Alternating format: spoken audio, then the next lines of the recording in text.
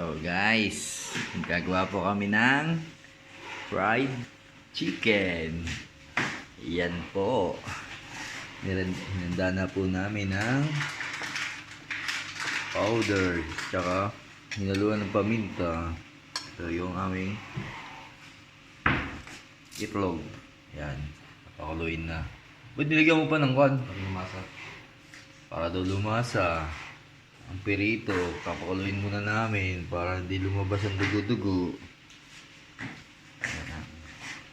Ayan na. Tayo namin muna kumulo. A few moments later. Yan, patapos na ang aming chicken. Dito na.